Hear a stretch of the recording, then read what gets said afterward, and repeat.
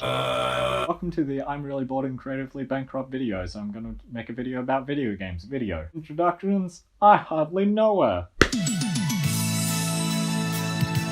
If you enjoy games and when you get to drop chemical weapons on what you presume is the enemy, you probably won't like my recommendations, or even me, and you should probably go back to playing the game equivalent of doing chores. But I hope this round I get to do the dishes. But if you like me and enjoy any sort of media that starts out with a generic premise only to slap you in the face with what you're doing is really messed up, then you might like Spec Ops The Line. By no reason a masterpiece, but I'd describe it as a weird love child of funny games and Hearts of Darkness. The latter becomes extremely obvious towards the end, to the point that you could argue plagiarism over homage. But the reason it reminded me so much of funny games is how its marketing and overall setup, intentional or not, echoes a generic Call of Duty clone with lackluster shooting galleries that juxtaposes the slow and horrific descent into madness. Being forced to walk through the aftermath of dropping said chemical weapons on what is revealed to be civilians is an experience you can only really get through the medium of video games, as the game constantly reminds you that this is all your fault.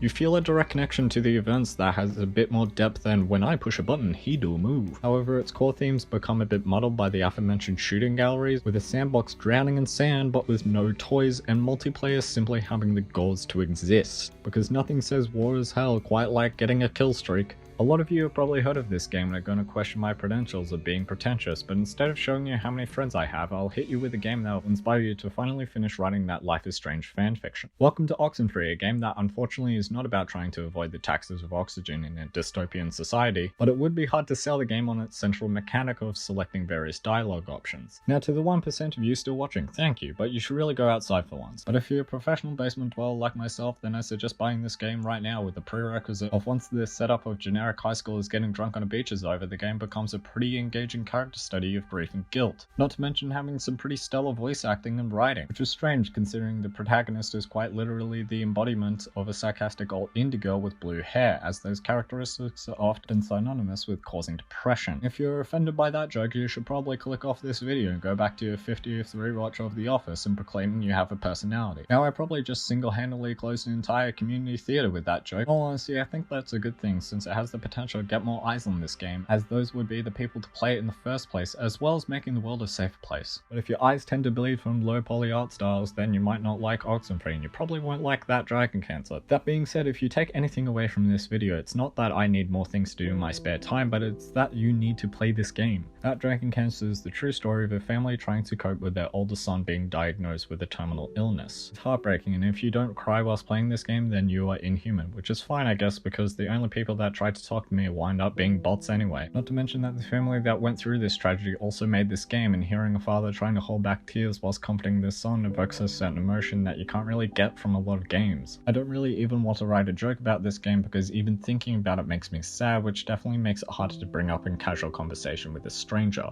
It would be like doing a speedrun of What Remains of Edith, Finch, because it would be just a tad awkward to say you did an out-of-bounds skip to save time when participating in the death of an infant from drowning in a bath, and you'd probably be asked who invited you to this party anyway. A lot of people are going to argue that this isn't technically a game because it doesn't have an open world full of lifeless NPCs and dull mechanics, but I would rather play a game with good writing and performances over occasionally pushing buttons to make arbitrary decisions that may give me a plus 2% weapon damage bonus. So if you're a human being that likes experiencing emotions, then the various vignettes of each Finch's family's tragic demise are uniquely disturbing in ways that the medium of video games can only betray. It'd be like if Hereditary featured less lampposts, and its third act maintained the family drama instead of becoming a spooky demon horror. Not to mention the art direction and overall atmosphere is pretty fantastic, with some clever meta commentaries on the nature of storytelling that really make you question what the Finch curse really is. But unlike Hellblade, succumbing to the curse doesn't delete your progress, which some people have complained about. I personally think if you got the ability to do a 360 backflip off the top of the Finch house, then it'll probably ruin the through line of bittersweet fantasies. Which I can't exactly say the same for Senua, because her quote-unquote fantasies are born from her psychosis and are more horrifying and grotesque than I Am the King of Tunaland. Unlike the title suggests, Hellblade is one of the best depictions of mental illness I've seen in any form of fiction, period.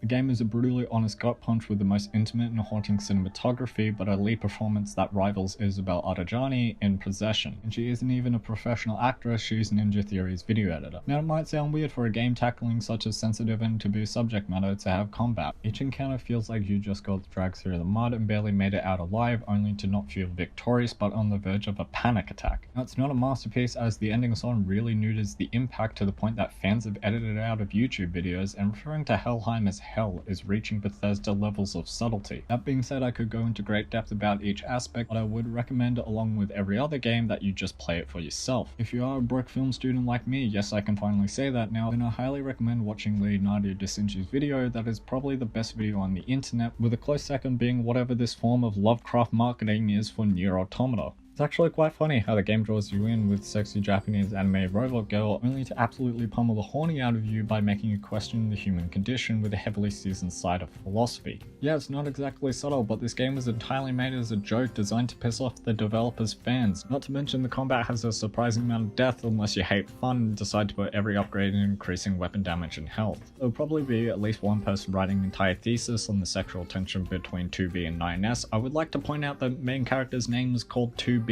for fuck's sake. And if you don't get what that's referencing, then don't worry, things will get better in high school. Or they won't if you keep trying to understand this game's plot. Now, if you're an Autogon from Metal Gear Solid, then you might recognize this game as a giant meme, and I absolutely love it. Not to mention the art direction and general animations for combat and movement are.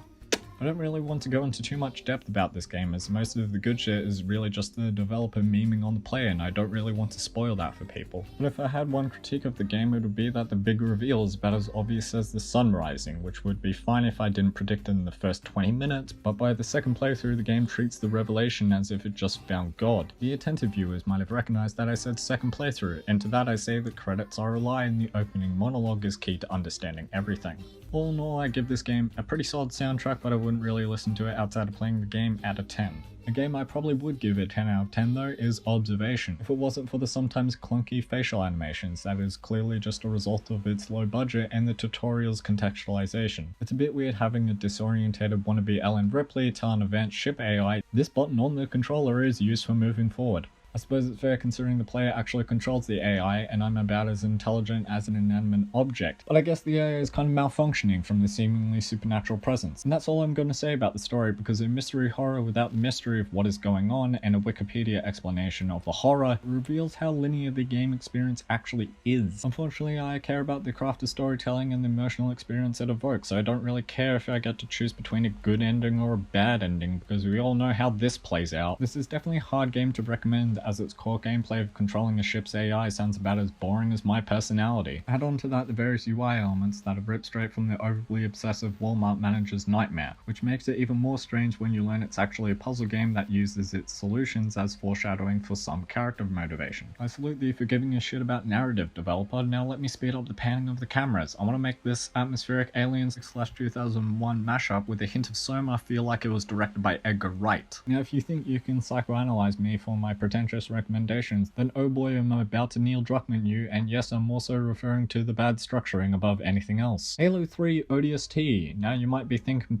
pass, can't make depressing fanfic of this. Let me get anecdotal for a good second, because everything beforehand has definitely been objective fact. I originally played ODST at probably the loneliest point in my life, which isn't really saying a lot considering my life currently, but coming off the escapist power fantasy of previous Halo titles being literally dropped into a war-torn abandoned city that it doesn't know what the sun is, and playing as a weak nobody painfully reminded me of how much life sucked. A feeling only heightened by how the game unceremoniously flip-flops like me when I forget to take my medication between the classic Halo Shooty McShoot vignettes and Wandering Round. Guess which part I like. What makes Wandering Round better is the music, which I know sounds about as freshly insightful as me giving a PSA on life advice. But in contrast to bombastic and quite frankly epic scores of Marty O'Donnell, ODST reinforces the feeling of loneliness and abandonment, which definitely adds a new layer to combat encounters, as I never really felt like your boy Master Chief. So if you like me, then not only am I sorry, but I would also recommend playing the rookie levels of Odst, with fair warning that the structure, voice acting, and it generally being a video game is kinda shit. It's like reading a poorly translated version of Notes from the Underground, except it's a very sad film student rambling about video games with no idea how to write a proper conclusion. And before you start writing those negative comments about how a game you liked wasn't mentioned, bear in mind not only am I God, so everything I say is objective fact, but I will be talking to my therapist about you.